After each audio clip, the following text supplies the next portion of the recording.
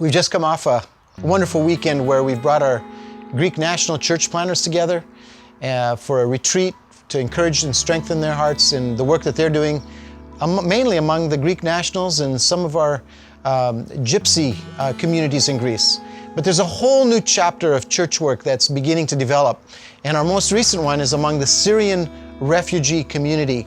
There's over 45 homes that our Syrian workers are ministering to and bringing the gospel of Jesus Christ to. Where? Here in Greece, in Athens, the crossroads of Asia and Europe.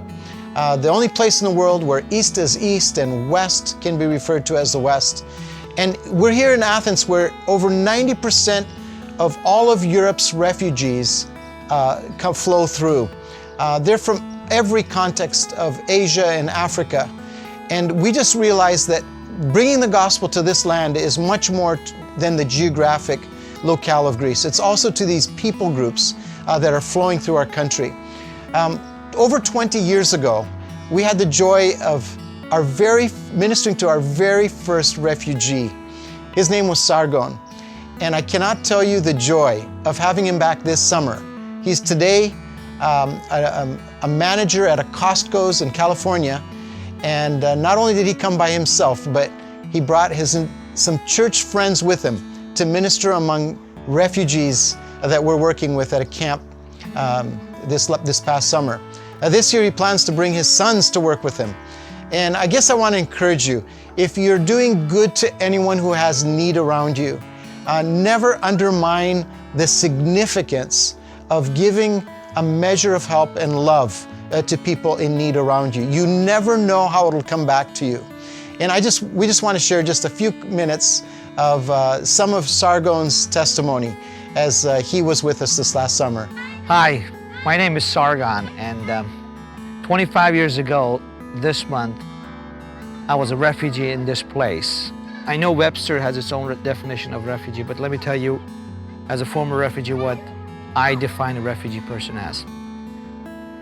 A refugee person is a person that has been taken away from where they lived, away from those people that they loved, away from those things that matter to them.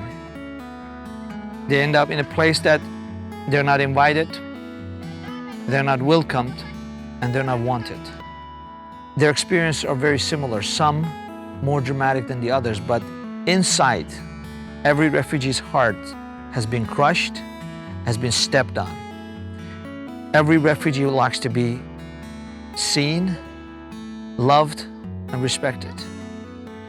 And we are in a position right now, I believe here, that God has given us the opportunity to bring along these refugees, those that completely the world has forgotten about them. While I was a refugee here, in this place, I experienced the love of Christ demonstrated to me by those that were followers of Christ, just like I was.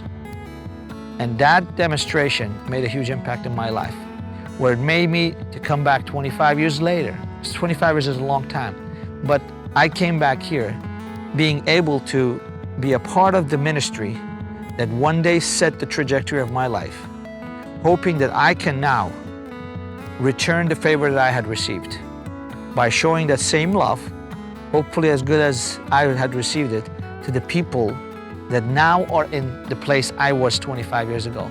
May the Lord bless you in all that you do to help extend the kingdom of God, even in your neighborhood and community, touching the needs of those who need help most. Thank you.